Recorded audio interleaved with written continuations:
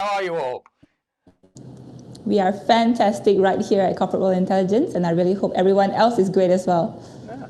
Well, thank you very much. So, thank you very much for the introduction. My name is Matthew Griffin. I'm the founder and CEO of the 311 Institute. We're a futures and deep futures think tank and advisory company. Now, why I say futures is typically when you look at things, basically from an organizational perspective, you think of futures as the next sort of 20 years. From a government perspective, though, typically we think of the next 20 years, but also the next 50 years as well, particularly when we think about the future of education, jobs, skills, transport, infrastructure, energy, and all those kinds of things.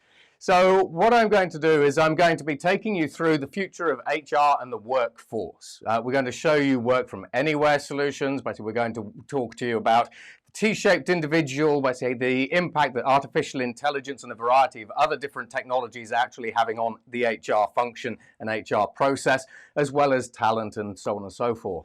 So from my perspective, I advise many of the world's largest organizations. In fact, you use these organizations day in, day out, basically throughout your daily processes. So for example, with Microsoft, I work with them on the future of artificial intelligence, ARM, the future of end-user computing, T-Mobile and so Samsung and Huawei on the future of 5G, 6G and the handsets up to the next kind of 50 years out. So the future is fast-paced and it's furious, and I'm going to be walking you through a whole variety of different things. So let's start. So the challenge that every single organization has today, and this is sort of pre-COVID, let alone during COVID and especially post-COVID, is being relevant tomorrow. Now, from a post-COVID perspective, we've been talking a lot about work from home, but really it's work from anywhere. And just to really drive this point home, 88% of CFOs post-COVID believe that they are going to be putting in new work from home / work from anywhere practices, which means that their employees can work from home 2 or more days a week. And we're already starting to see that shift.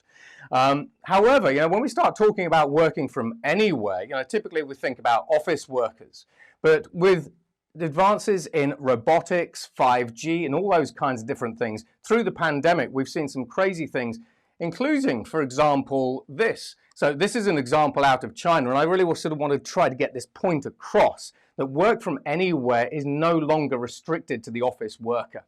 Or the field engineer, etc., etc., etc. It applies to almost every single job category. So here we're doing a remote surgery over 5 patient one place, and the surgeon is in another place.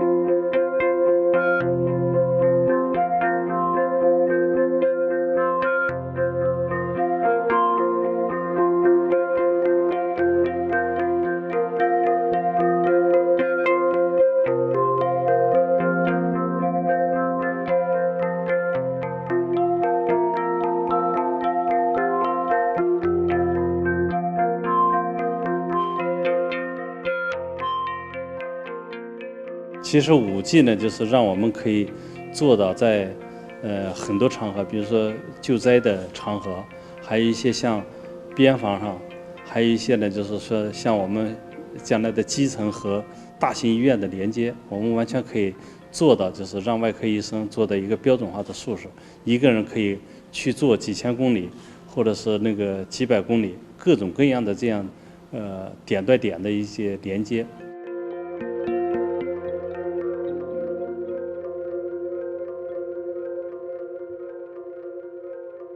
And that's not all. Using 5G, teleoperations, drone robotics, and all kinds of other things. During the COVID pandemic, we've actually had construction workers in Germany, based in Germany, building buildings in South Korea. So when we talk about HR, we talk about expanding the talent pool, but we can expand the talent pool basically to include people globally in positions and for jobs basically that traditionally we'd never have considered them for, particularly in regional hiring, for example. But in addition to that, we have new collaboration technologies coming through. Is a spark that gives our lives meaning. It drives us to seek out others who feel the same way.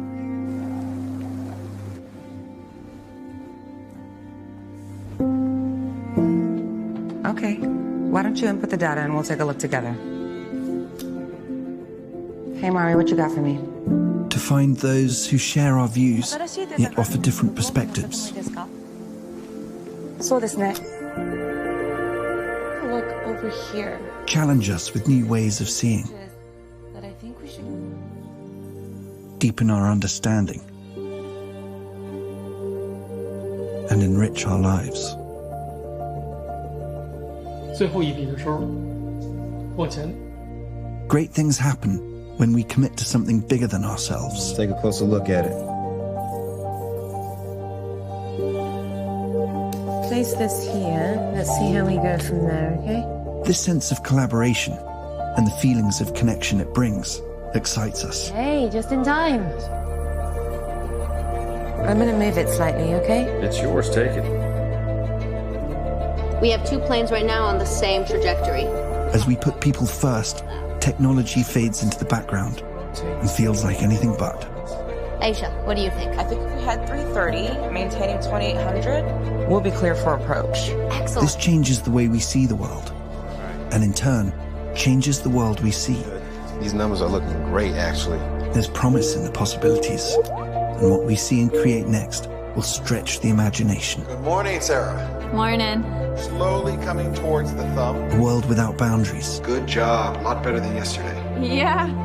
Excellent. Slowly bring the A arm world down. where technology enhances, not limits, humanity.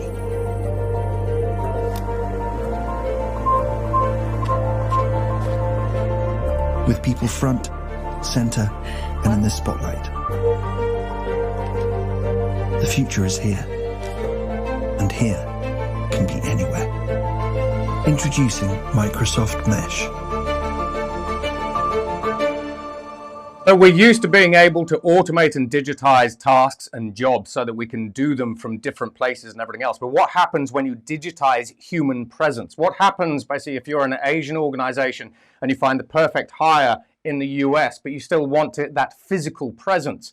These new digital technologies and holographic technologies basically are letting us close that gap in ways that weren't imaginable even 10 years ago. And that fundamentally changes basically the HR outlook and the talent and hiring process.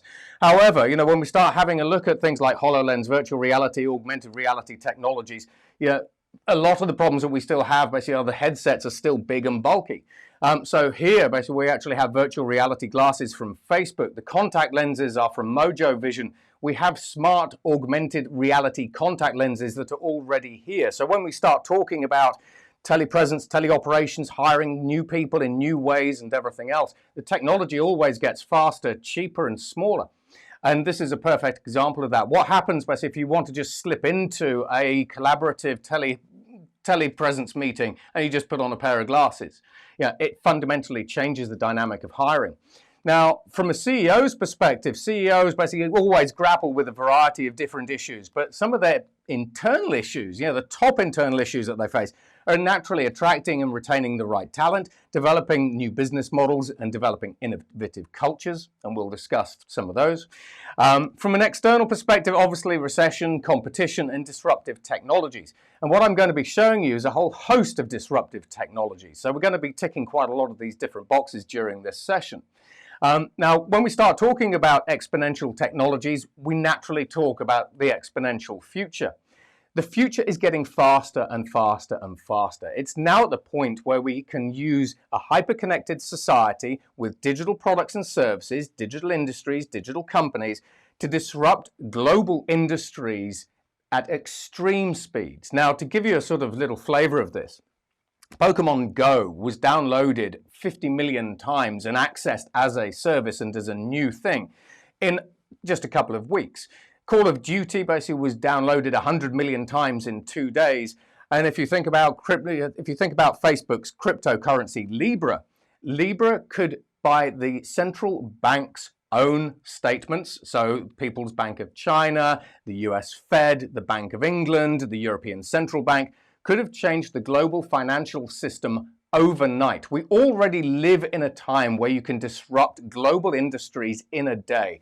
Think of it like this. I develop a product or service, I put it into the Facebook platform. If I hit all the right buttons, I can influence 2.2 billion people within 5 minutes. We are operating at with a fundamentally different set of rules at a fundamentally different speed, at a fundamentally different scale to what we're used to. Now, the future is also more complex, it's also more confusing because there's more going on.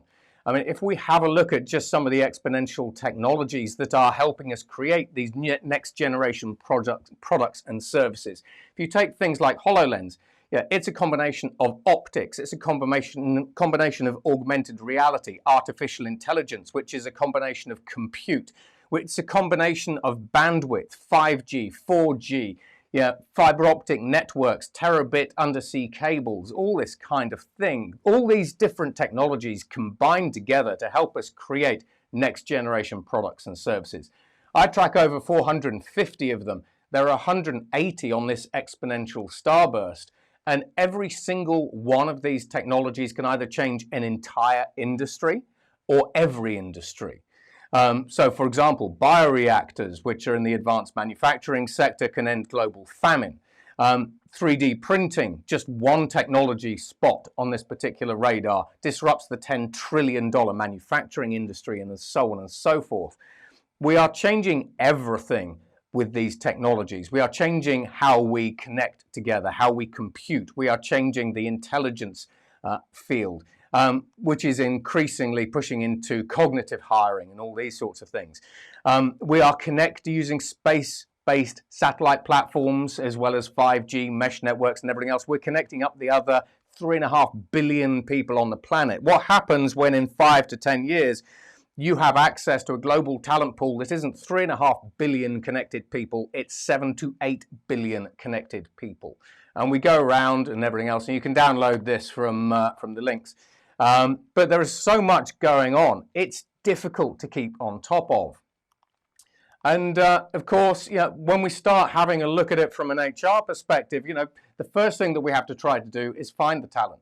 Now, the world is a big place. Traditionally, if you step back 10, 20, 30 years ago, you'd have been hiring regionally. You would have had a local focus. You'd have hired a person either within your own country or within your own specific region of that country. As we started digitizing everything, including the planet, all of a sudden, your hiring view ended up going global.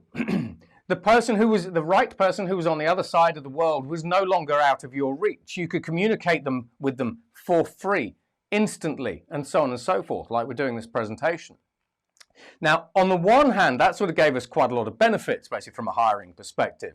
It meant that I could open the door to anybody, anywhere on the planet, or anyone with an internet connection, including, basically, this astronaut in space.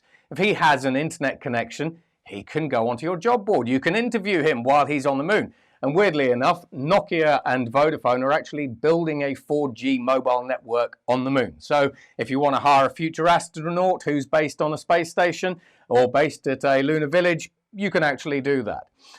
But these are the boundaries that technology has eliminated.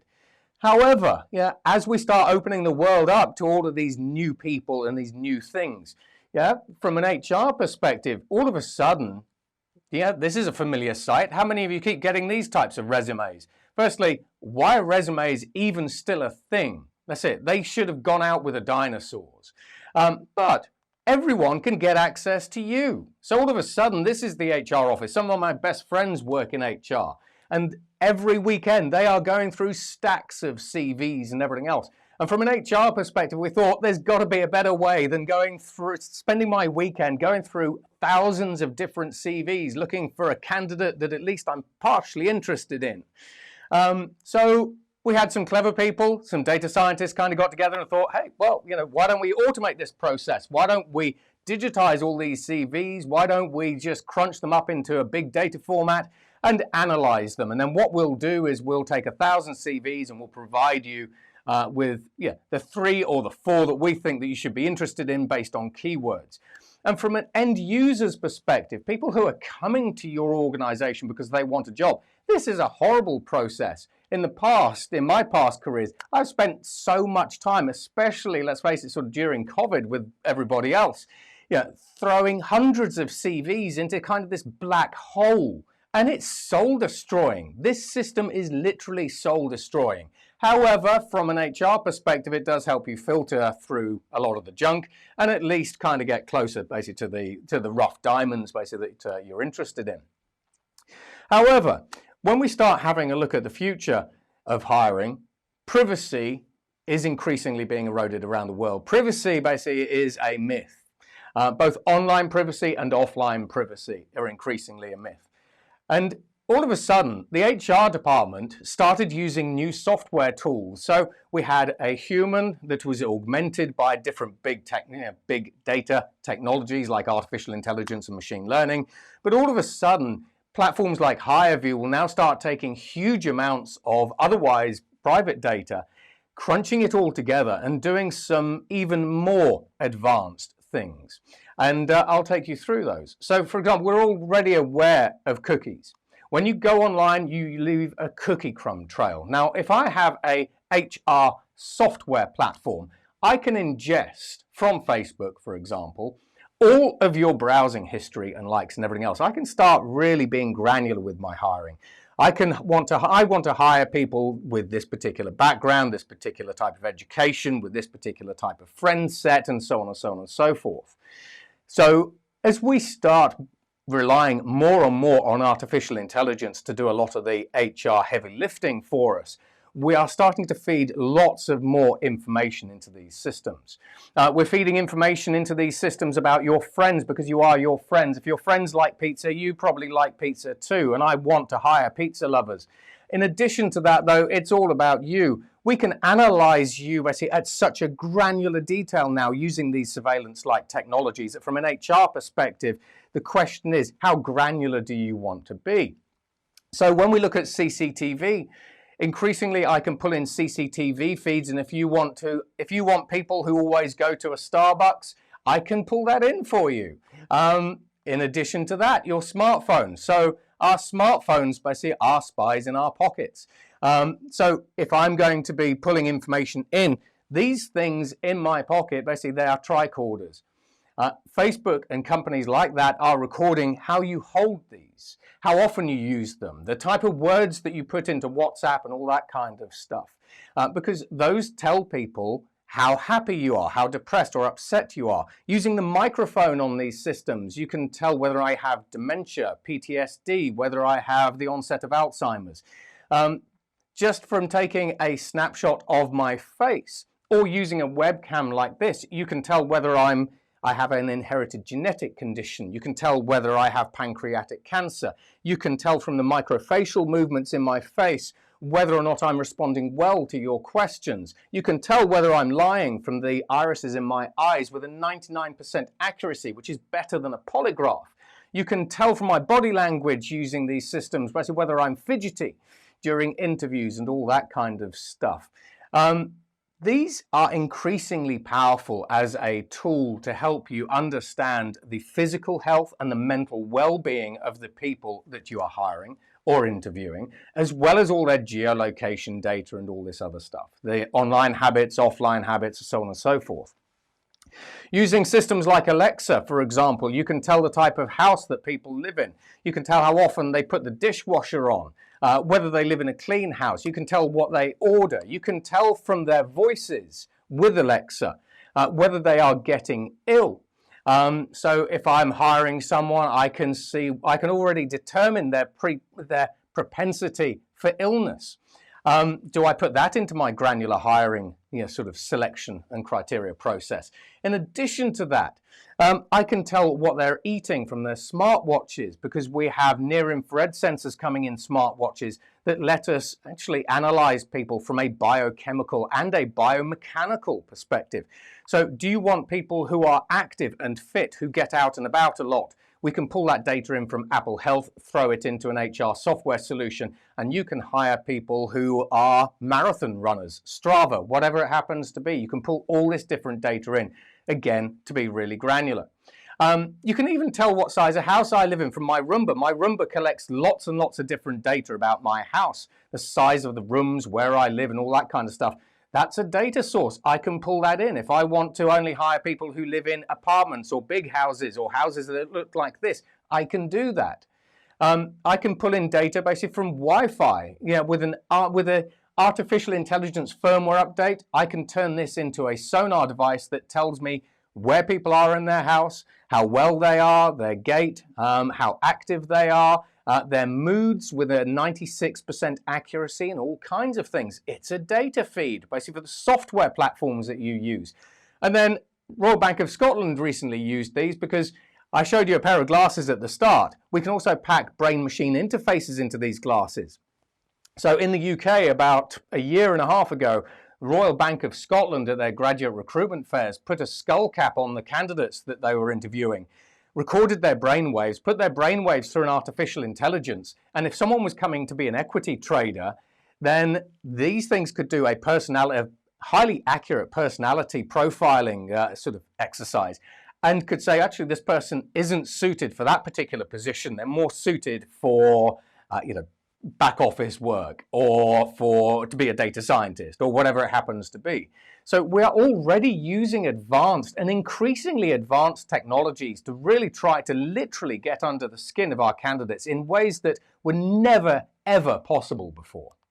And then from an artificial intelligence perspective, increasingly people are being hired by artificial intelligence. So for example, if you have a look at platforms like Coursera, what we're able to do is we're able to create a hard and soft skill competency matrix based on all of these different data sets that we're actually ingesting.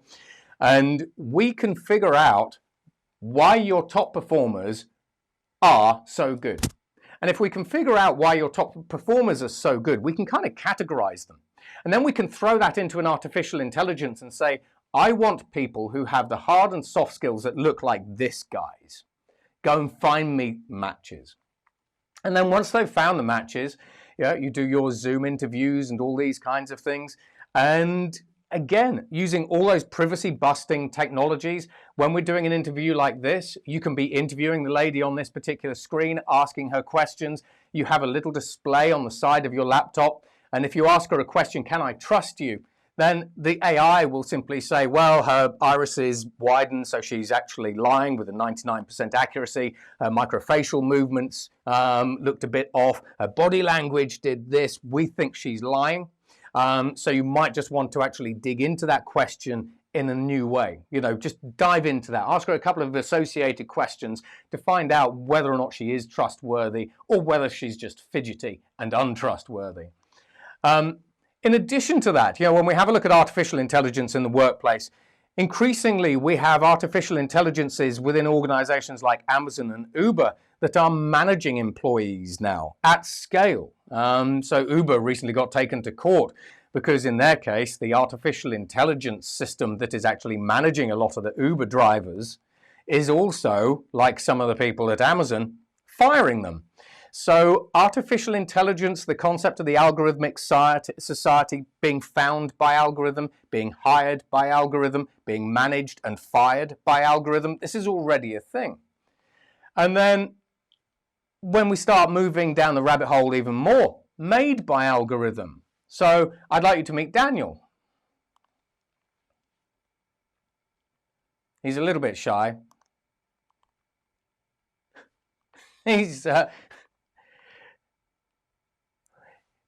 He'll come to life in a minute. Today, like Matthew says, disruption is everywhere, so why go to all those lengths to hire a human to do a job anyway? Why not just make your own digital human? And if you do, then what does that mean for diversity and equality within your company? So we're increasingly getting to the point, in fact, we are at the point where we can create a digital human. So as Daniel says, why hire an actual human for example, internal corporate communications and all that sort of stuff, when you can actually just make Daniel. Now, Daniel has his own glitches and everything else, obviously, but over the next 1 to 2 years, you won't be able to tell that Daniel isn't a real person, thanks to advances in natural language processing, body mechanics, CGI, rendering, artificial intelligence, and all these kinds of things. But as we start hiring more and more of these digital humans, and they come from all over the place, you sort of just do a search, and they are starting to come into the workforce. On the one hand, as Daniel says, what does that mean for diversity and inclusion?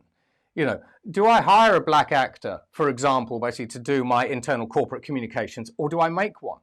Do I do the same with a white actor, an Asian actor, you know, whatever it happens to be? I can just flip Daniel, for example, and turn him into a mid 40-year-old Spanish lady. So what impact do digital humans have on HR policies around diversity and inclusion? And then in addition to that, from an HR perspective, bearing in mind that increasingly these digital humans are becoming digital employees that sell, in the UK's case, mortgages, in Daimler Chrysler's case, provide customer service and all these sorts of things. Who manages them? You know, is it the HR function, or is it the CIO or CTO's office? You know, are you having these questions? Are you having these conversations basically with your IT department today? I highly doubt it.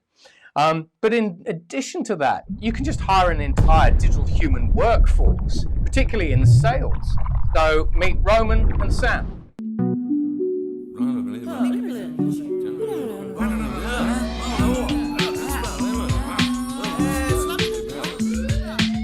Well, this is a bit awkward. For whom? Us or the humans? Without a doubt, the bipeds. What if it's a real fire and they never come back? What if it gets into our circuits and we melt? What if this is the end of everything as we know it? What then? Wow, I sure lucked out getting stuck in a room with you. I didn't mean to ramble on. I was just playing with you. Well, how come I've never met you before? I'm in demand, jetting all over the world. Conferences, festivals, French Riviera. People love me. I can see why. Sorry, I didn't quite get what you said. Humans mumble too. Guess they programmed you well. I'm Roman. And I'm Sam. If it weren't for the laws of physics, I'd reach through this screen to shake your hand. And I'd hand you a martini, shaken not stirred. That's more like it. So what do you do to fill in time when the humans go home? For me, I'd like to be an author. So I'm writing a book. Interesting. What's it called? Do AI get a buzz from short circuits? How about you? What do you dream about being? The President of the United States. Stranger things have happened. Well, it's been how should I say this? A deep learning experience. So ironically, there is actually an artificial intelligence politician in China's foreign office. Now, on the one hand, basically from an employee perspective, but also from an HR perspective, we are seeing AI and automation creeping in everywhere, including into the workforce. We are seeing automation starting to replace jobs and everything else. But what would happen if I told you that in the future you no longer have to hire T-shaped individuals? Why not hire people for potential? And actually, ironically, some of those HR software platforms are doing exactly that. They help you identify people with potential, people who job hop, and so on and so forth. Now, on the one hand, we are now starting to use artificial intelligence to coach people and train people within organizations. So a rather ironic situation recently occurred where there was MetLife over in the US is actually using artificial intelligence to help teach its human call center workers empathy. And the way that that works basically is as they're on the call, basically with whoever they're actually on the call with, it will say, you know, include breaks, pause, listen to the person, you know, that kind of stuff. So artificial intelligence is increasingly being used to coach people in everything from strategy to gameplay to call centers empathy. Now, in addition to that, outside of just sort of working alongside and with HR, with artificial intelligence that we can talk to, what would happen if I said you no longer have to hire people that have a particular specialism in a particular field that you're interested in? So pick a skill. This is what happens when you put artificial intelligence into the internet and you start democratizing access to skills and expertise. Google democratized access to information. AI is democratizing access to expertise and skills. Now, let's say, for example, you are a lawyer, you have no creative skills whatsoever. Increasingly today, we are automating programming thanks to Microsoft Deep Coder and Google Bayou. So that's low code and no code. You don't need to be a programmer to build basic applications, and increasingly that will just advance and advance. You just ask the artificial intelligence to build you one. When we have a look at law, we have robo-lawyers where, for example, JP Morgan have been using robo-lawyers to cut out 400,000 hours of legal work. But in addition to that, if I have a robo-lawyer, I can simply ask the robo-lawyer, draft me an NDA contract that looks like this. It will draft it. It will then point out some particular phrases that you might want to use. You select those and there you are. You're not a lawyer, but you've created a custom NDA contract or a regular contract. Now, for a little bit of fun, how many of you are crappy artists? If you're a crappy artist, it's highly unlikely you'd ever manage to get a job in the creative field. For example, just drawing art or drawing marketing mock-ups or whatever it happens to be. But we have artificial intelligences that are already starting to automate creativity. And so this is from NVIDIA. It's called Gauguin. Now, remember I said if you're a crappy artist, it's no longer a problem. You can use platforms like Gauguin to start creating beautiful works of art. Oh, that's wonderful. What if we were to change all that to rock? Okay, let's click on rock, and we can replace the mountain. Let's try waterfall just by pulling water down from the top there. Okay. Wouldn't it be great if everybody could be an artist? If we could take our ideas and turn them into compelling images? This technology allows us to create a smart paintbrush so that if you wanted to create a new picture, you can just draw the shapes of the objects that you want, and the neural network can then fill in all the details. If we add a water feature, the network is able to add reflections, not because we told it that, but because it learned it. Or if we change the ground to be covered in snow, then it knows that the sky also needs to be a different color. I really think this technology is going to be great for architects, designers, people making virtual worlds to train robots and self-driving cars. The input to this model is something we call a segmentation map. It's like a coloring book picture that describes here's where a tree is, here's where the sky is, here's where the ground is, and it doesn't have any details. And then the neural network is able to fill in all of the texture and shadows and the colors based on things that it's learned from a large database of real-world images. I would like to see that tree reflecting in that pond. The real advance here is that we're able to synthesize images with a lot more diversity and more fidelity than we were able to in the past. I really think this technology is going to be great for the dreamers of the world.